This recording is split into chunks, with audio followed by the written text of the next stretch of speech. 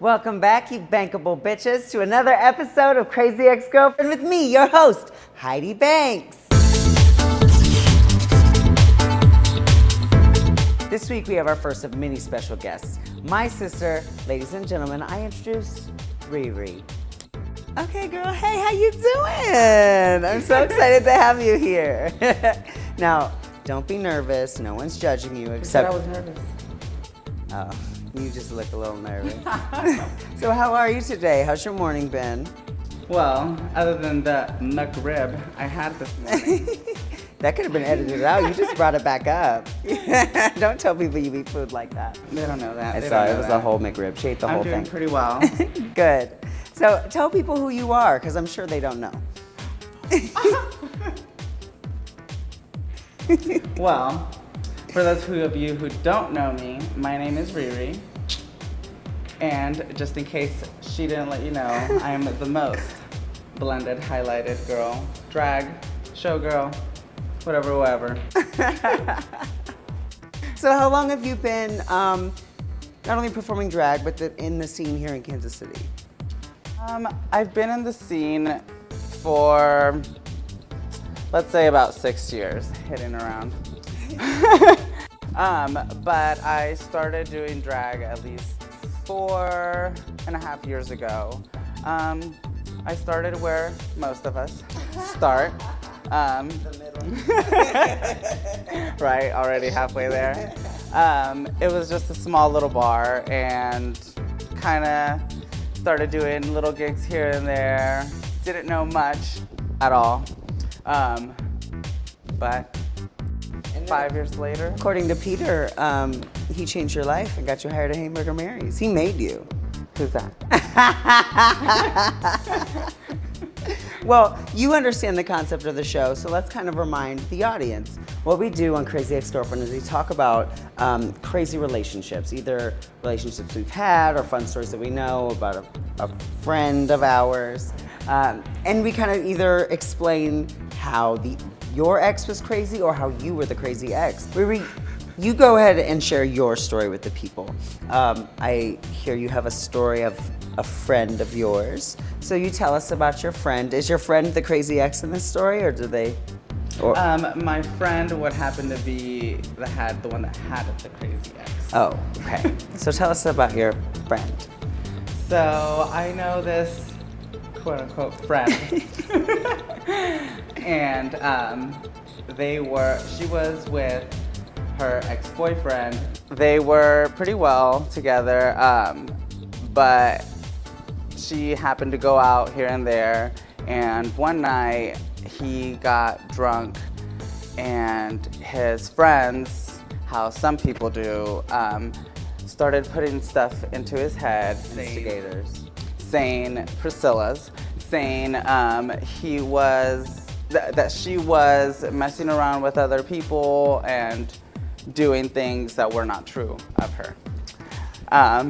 So she was getting phone calls and text messages all night, which was weird because she's always gone out and there's never been a problem to where he was blowing up her phone. But now he's trying to track a bitch now. Right.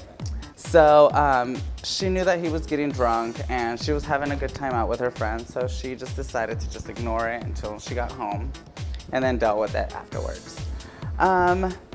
Could have been a good idea to text back, but you know, everybody was drinking at the moment, and you clearly know what happens when people drink. When she got home, she didn't find him in the apartment, and so she went walking out, and he was up the stairs, and when she went up there to try to talk to him, I was standing at the bottom of the stairs listening the whole time.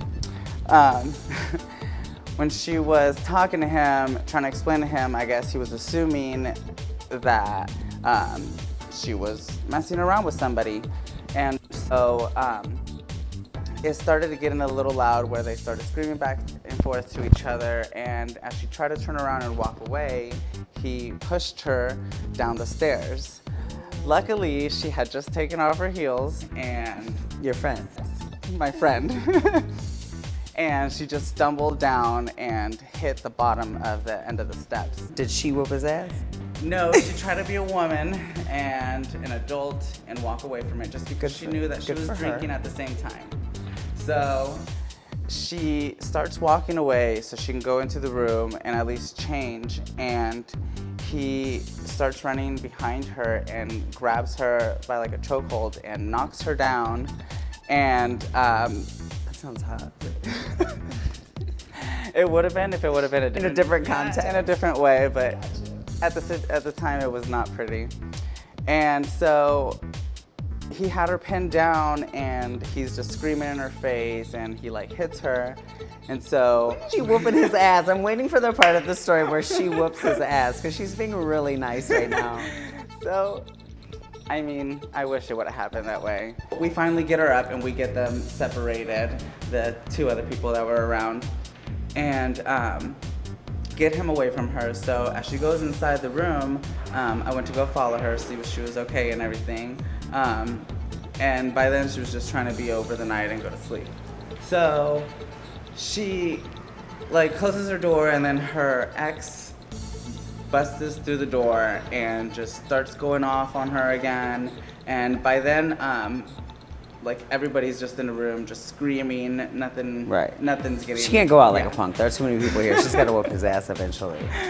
Well, not yet. Okay. She kept screaming at him. She was like, I didn't do anything, so you're gonna regret what you're doing in the end. You're intoxicated. Your friends are fucked up for making rumors, and this is what happened in the end, which was really bad on her part because she could have probably easily whooped his ass with one punch. But she decided not to and back away. Is your friend Rihanna? That's what this sounds like. This is like a Chris Brown Rihanna situation. It almost sounds like it.